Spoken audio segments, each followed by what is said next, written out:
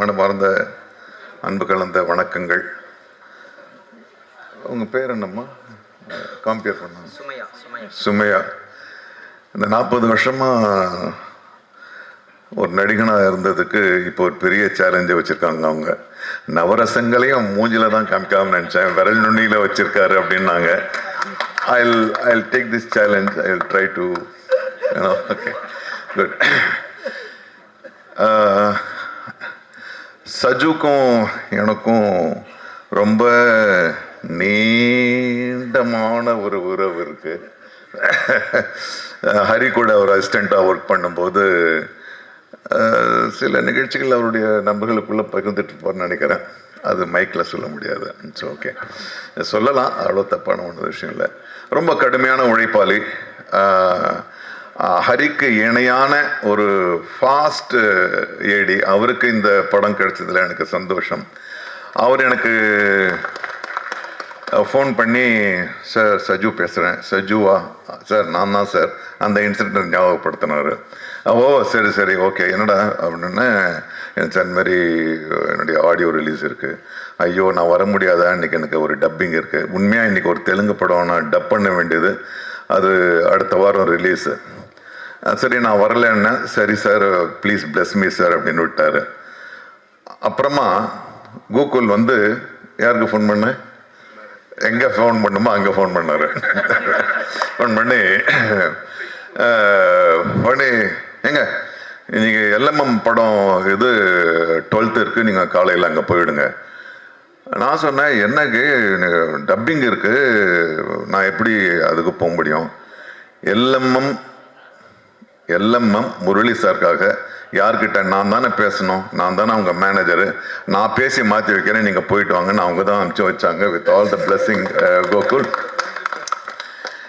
ஏன்னா LMM Murali sir கூட பழகணுங்க. எல்லாருமே அவருக்கு தேவைப்படும் போது எல்லாத்தையும் விட்டுட்டு அவர் பக்கத்தில் நிற்பாங்க. இது வந்து நான் மிகைப்படுத்துகிற இதுவே கிடையாது. அவ்வளோ ஒரு நல்ல மனசு, அவ்வளோ ஒரு பாசிட்டிவ் எனர்ஜி. எதையுமே ஒரு தோல்வியாவோ ஒரு ஒரு இதுவாகவே எப்போ பார்த்தாலும் சிரிச்சுக்கிட்டு தான் பேசுவார். அந்த மாதிரி முதலாளிகள் இல்லாதது இன்னைக்கு வந்து ஒரு பெரிய ஒரு முதலாளிக்கு என்னென்ன ஒரு லட்சணங்கள் வேண்டுமோ அத்தனையும் உண்டு அவர்கிட்ட. கண்டிப்பும் உண்டு, பரந்த மனதும் உண்டு, ஹெல்ப் பண்ணுற குணமும் உண்டு. வெறும் வியாபாரம் மட்டும் இல்லை, சரி விட்டு கொடுக்குற குணமும் எல்லாம் அவர்கிட்ட இருந்துச்சு. அவருடைய பிள்ளைகள் எனக்கு முன்னால் வளர்ந்தவங்க, அவங்கெல்லாம் இதை பண்ணுறாங்கன்னும் போது நான் கண்டிப்பாக வந்து தான் ஆகணும். இதில் ரொம்ப ரொம்ப முக்கியமாக பாராட்டப்பட வேண்டியது வந்து இந்த மேடைக்கு வந்த பிறகு தான் தெரியுது, இங்கே வந்து இதுக்கு ஒரு முக்கிய காரணமாக திருப்பூர் சுப்பிரமணியம் அவர்கள் இருக்கிறார்கள். ஏன்னா அவருக்கும் தயாரிப்புக்கும் வந்து சம்மந்தமே கிடையாது.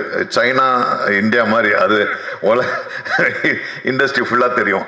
ஆனால் அவர் ஒரு திறனை கண்டுபிடிச்சு அதை வந்து ஒரு ப்ரொடியூசர் கிட்ட அறிமுகப்படுத்தி அதை வந்து வெற்றி அடைகிற அளவுக்கு, அது யாரோ சொன்னாங்க அவர் வெற்றி அடையவும் செஞ்சிருவாருன்னு. ஸோ இந்த அளவுக்கு நீங்கள் உங்களுடைய ஆதரவை வந்து ஒரு புதிய திறமைக்கு கொடுத்ததுக்கு என்னுடைய தனிப்பட்ட நன்றியும் மரியாதை.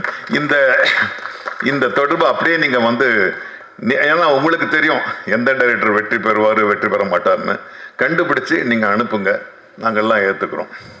மற்றபடி தொடர்ந்து அனுப்புங்க. இன்னைக்கு நிறைய வர்ற படங்களை, நேற்று ஒரு படம் பார்த்தேன், பூக்கின்னு ஒரு படம். இந்த படங்களை பார்க்கும்போதெல்லாம் எனக்கு வந்து ஒரு 10 வயசு கம்மியாகிற மாதிரியே தெரியுது. ஏன்னா இந்த யூத் கிட்ட இருந்து வர்ற இந்த இளம் நடிகர்கள் இயக்குநர்கள் கிட்ட இருந்த ஒரு விஷயம் ரொம்ப உற்சாகமாக இருக்குது. ரொம்ப அதே மாதிரி தான் இந்த படமும் இருக்குது. 4 Idiots, 3 Idiots என்று ஒரு மாபெரும் படம் வந்துச்சு. அதை விட பெருசாக இந்த படம் வெற்றி அடையணும்ன்றது என்னுடைய ஆசை. நிறைய புதிய திறன்கள். அஸ்வின் ஓகே, அஸ்வின்லாம் குழந்தை என் முடியல. ஓகே, ரொம்ப நல்லா பண்ணியிருக்கேன். எல்லாருமே நல்லா பண்ணியிருக்காங்க. அப்புறம் புகழை பற்றி ஒரே ஒரு இன்சிடென்ட் சொல்லணும். தம்பி ஞாபகம் இருக்கான், நம்ம வந்து மதுரை ஏர்போர்ட்டில் மீட் பண்ணோம். நான் பாட்டுன்னு ஒரு மூலையில் உட்காந்துருந்தேன். நீ உட்கார நான் வந்து நான் உட்காந்துருந்தேன், ஏதோ ஒரு புத்தகத்தை படிச்சுக்கிட்டு இருந்தேன். அப்புறம் இந்த தம்பி வந்துச்சு. அப்போது உண்மையான முடி இருந்துச்சு. இது உண்மையான முடி, அந்த முடி எங்கப்பா? ஒரிஜினல் தாங்க. அதுதான் நல்லா இருக்கு, அதை கைட்டிடுங்க.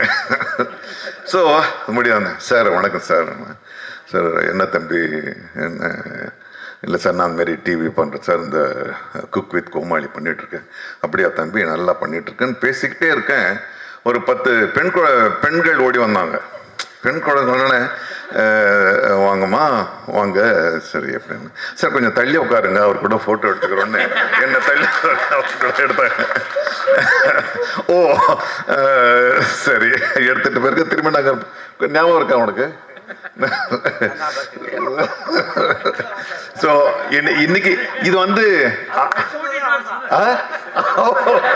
ஸ்கிரிப்டடா. ஸோ எனக்கு ரொம்ப மகிழ்ச்சி. அப்போ வந்து அவர் அந்த ஷோ மட்டும்தான் பண்ணிட்டு இருந்தாரு. இன்னைக்கு வந்து எல்லாருக்கும் தெரியக்கூடிய ஒரு கதாநாயகராக வந்ததில் எனக்கு ரொம்ப மகிழ்ச்சி. இந்த மாதிரி திறன்கள், புது புது திறன்கள் வரணும்.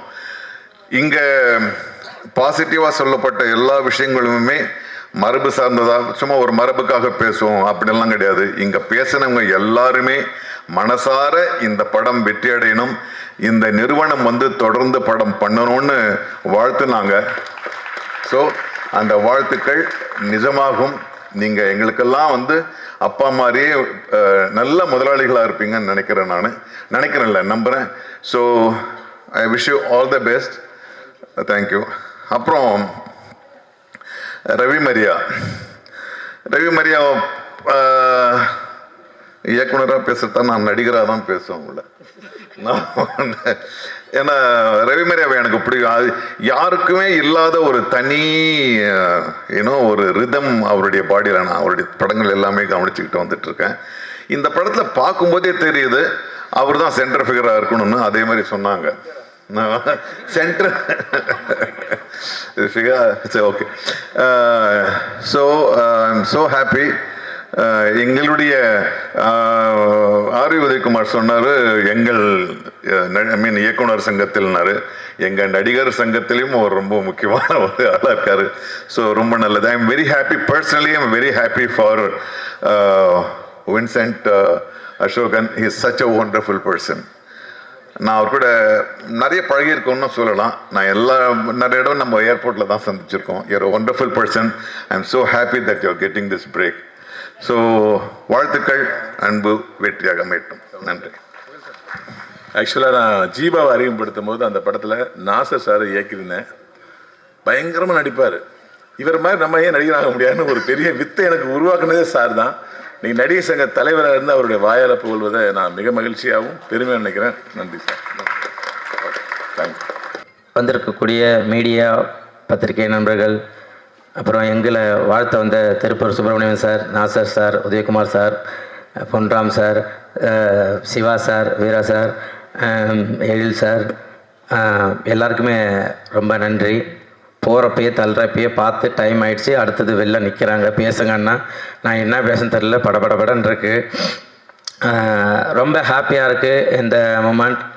என்ன அப்படின்னா, இதே சாலை கிராமத்தில் பிரசாத் ஸ்டுடியோ ஆப்போசிட்டில் வாட்டர் வாஷில் வண்டி கழுவிட்டு இருந்தேன் நான். இன்றைக்கி இந்த இடத்துல நம்மளோட படத்தோட ஆடியோ லான்ச் இருக்குது. அது ரொம்ப ரொம்ப சந்தோஷம், ஹாப்பியாக இருக்குது.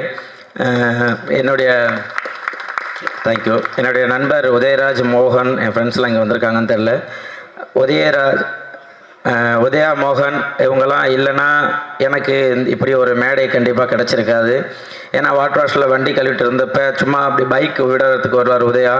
அப்போது மூஞ்சி காமெடியாக இருக்குது, எதை ட்ரை பண்ணலான்னு சொல்லிட்டு கலக் போதியாரில் எனக்கு வாய்ப்பு வாங்கி கொடுத்து இவ்வளோ தூரம் நான் வந்தேன்.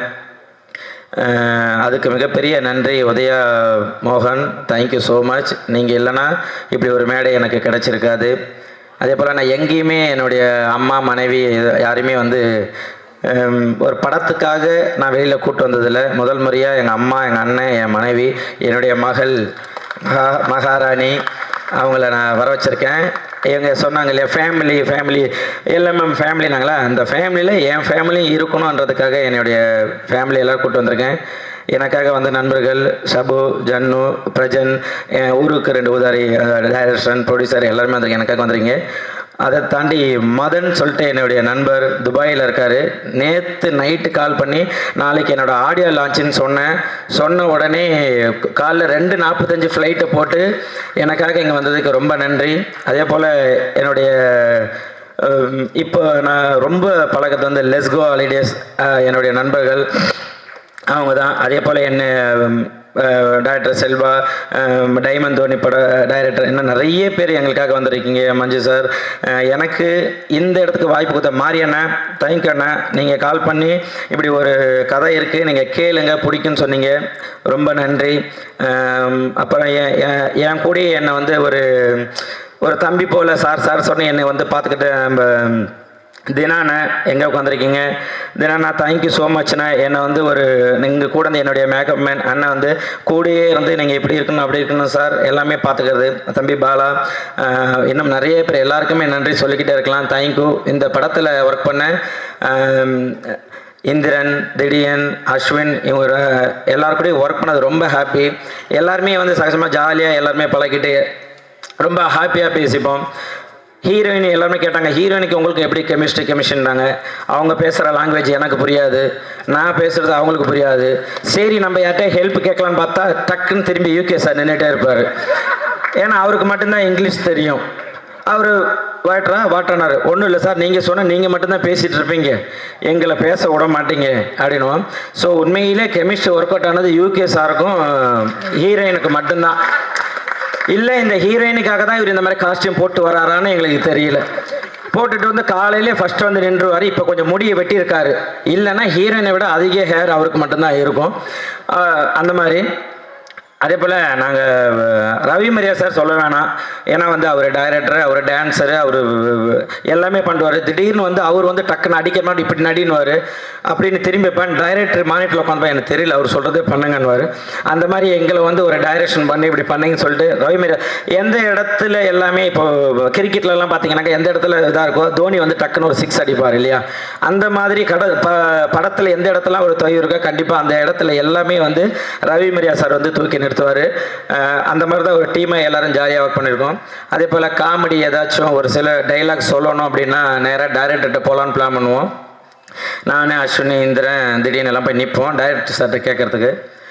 அவர்கிட்ட போய் சார் இந்த இடத்துல இதை போகலாம் பண்ணுவேன். அவர் இப்படி கண்ணாடியை மெல்லமாக கைட்டி அப்படி ஊதுறன்னா இந்த டைலாக் நல்லா இல்லை, இது வேண்டாம் அப்படின்னு மெல்லமாக போட்டுப்பாரு. சரின்ட்டு சரி வாங்கடா போகலான்ட்டு 3 பேரும் கூட்டின்னு ரிட்டர்ன் வந்துடுவேன். நான் போய் சார்ட்டு சொல்லலாம், கோகுல் சார் ப்ரொடியூசர்லாம், ஐயா என்னங்கய்யா இது சரிங்க பாருங்கள் அவர் கண்ணாடி கைட்டினாரா போட்டுருந்தாரான்னு. கண்ணாடி போட்டுக்கிட்டு தாங்க லைட்டாக கைட்டினாரா, அப்போ அந்த டைலாக் வேண்டாம், நீங்களே ஏதாவது ஒன்று பண்ணுங்கள் அப்படி சொல்ல. ஆனால் என்ன டைலாக் தேவையோ அந்த டைலாக் இந்த இடத்துல வச்சுக்கோங்க புகழ் அப்படின்னாங்க. சரி நம்ம சேனலில் இருக்க சாயல் இருக்கக்கூடாது அப்படின்றதுனால ஒவ்வொரு டைலாக்குமே அதில் ரவி மரியா சார் நிறையா சொல்லியிருக்கேன்.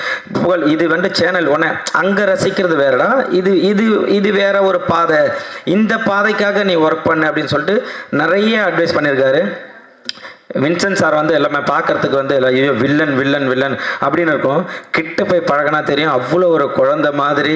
அப்படி ஹாய்ங்க அவர் பேசுறதே பொறுமையாக இருக்கும். நம்ம தான் இதில் தான் டிவியில் பார்த்தா டப்பிங்கில் தான் அப்படி பேசுகிறாரு. உண்மையிலே அவர் குழந்தை மாதிரியே பேசுவார். அதே போல் மியூசிக் டைரக்டர் நல்லா நாங்கள் பழகிறப்ப மாப்பிள்ள நீங்கள் இந்த பாட்டு பாடுறீங்களான்னாங்க. ஐயா படம் நல்லபடியாக எல்லா ப்ரொடக்ஷன் கிடச்சிருச்சு, எல்லாமே நல்லா அமைஞ்சிருக்கு, நான் பாடினா கேட்க மாட்டாங்க புரிஞ்சுங்க, இல்லை நீங்கள் பாடுங்க சொல்லி